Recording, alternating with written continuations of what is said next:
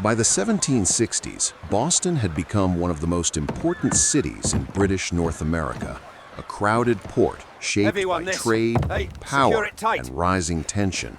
Within a generation, the city would be driven through revolution, scarred by conflict, and rebuilt as part of a new nation. In this video, I use modern AI tools to bring historic paintings, maps, and engravings to life, shifting perspective, changing camera angles, and moving through these scenes in ways their original artists never could. The goal isn't just to look at the past, but to step into it, to move through Boston as it once was, and imagine what it might have felt like to stand here, from settlement to revolution.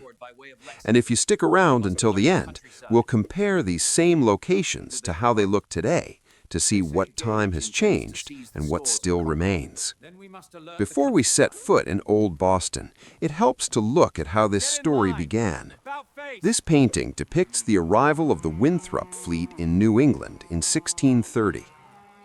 Led by John Winthrop, these ships carried settlers to the Massachusetts Bay, laying the groundwork for what would soon become Boston. Imagine arriving on this unfamiliar stretch of coastline, stepping ashore without knowing what lay ahead, only that everything you hoped to build would begin here. Just before we move into the 18th century, I want to pause here for a moment. This image shows Boston's first meeting house, originally built in 1632, only a few years after the settlement was founded.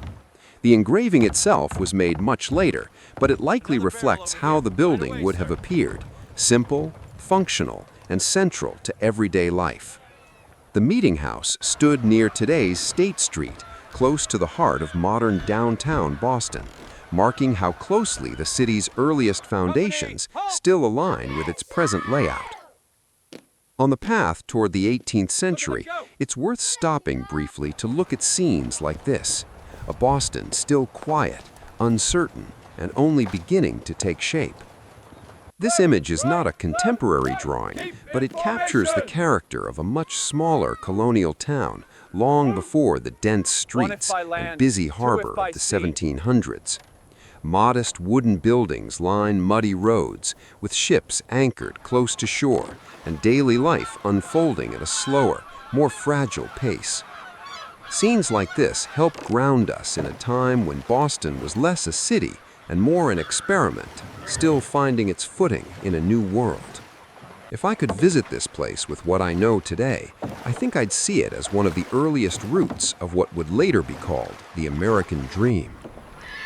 This engraving dates to the early 1720s and shows the city as it appeared from the harbor, already recognizable in key ways today.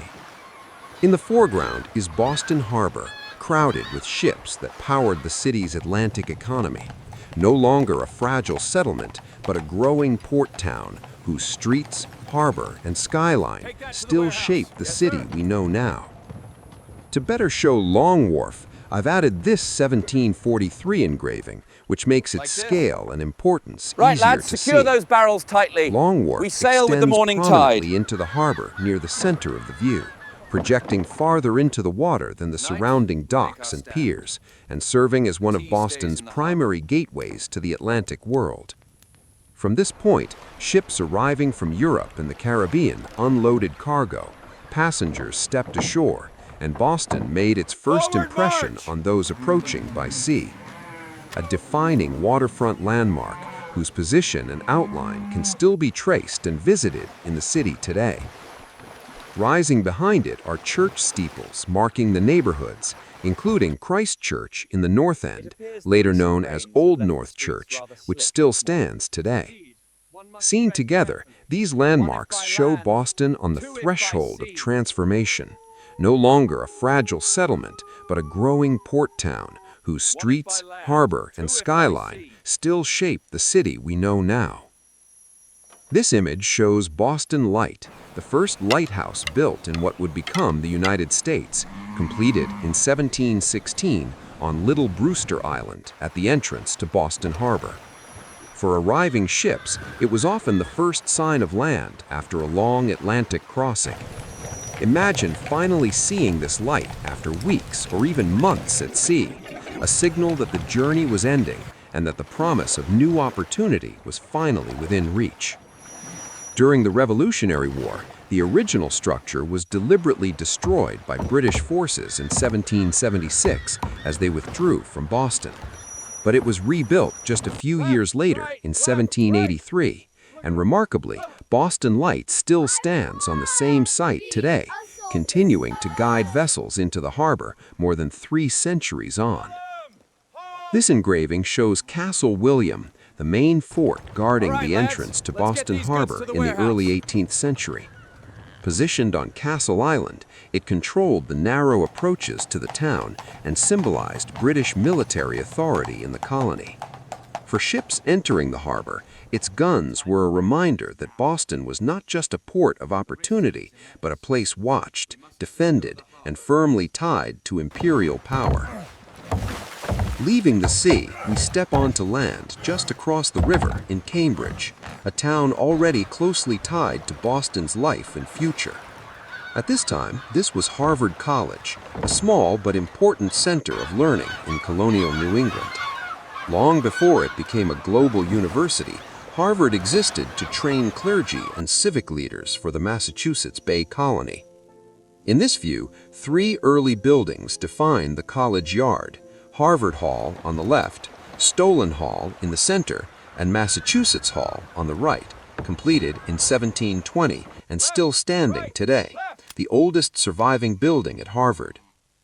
Knowing what we know now, it's strange to think how ordinary this place must have felt at the time.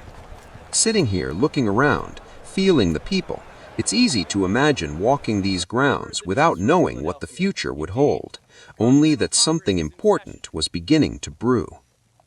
This image shows the old State House in Boston around the mid-18th century, one of the most important public buildings in the town at the time. It served as the seat of colonial government, where laws were debated, taxes imposed, and royal authority enforced in the years leading up to the Revolution. From this very building, proclamations were read aloud to crowds gathered below, and it stood at the center of Boston's civic life. Today, it still stands in the heart of the city, a rare survivor from this era, quietly witnessing how the streets around it would soon become a stage for history. This scene shows Boston Common in the late 1760s, one of the oldest public spaces in the city. At the time, it was a shared ground used for grazing animals, public gatherings, military drills, and everyday leisure. British soldiers often trained here, sometimes within sight of townspeople going about their lives, a quiet but constant reminder of imperial presence. In the background stands the Province House, the official residence of the royal governors of Massachusetts, overlooking the Common as a symbol of British authority. Today, this space is still known as Boston Common, now a public park at the heart of the city. But in the years before the Revolution, it was a place where ordinary life and growing tension existed side by side. Standing here now, I can't help but picture what it must have been like. People crossing the Common, kids running around, soldiers drilling nearby, all of it part of everyday life. At the time, it probably just felt like another ordinary day, without knowing that within a decade, this would become part of an independent country. This scene shows the events of December 1773, when colonists boarded ships in Boston Harbor and dumped chests of tea into the water in protest of British taxation. Some of the men disguised themselves as Mohawk Indians, partly to conceal their identities and partly to frame the act as something distinctly American rather than British. At the time, it wasn't called the Boston Tea Party. It was a deliberate act meant to send a message, not create a spectacle. Just a decision carried out in the cold harbor that pushed Boston one step closer to open resistance. This is the Green Dragon Tavern, one of the most famous gathering places in pre-revolutionary Boston. By the 1760s and early 1770s, it was far more than a place to drink. It served as an informal headquarters where merchants, craftsmen, dock workers, and political organizers gathered to debate British policies, coordinate resistance, and secretly finance potpecks. Groups such as the Sons of Liberty are known to have met here, using its private rooms to plan protests, share intelligence, and organize responses to events like new taxes.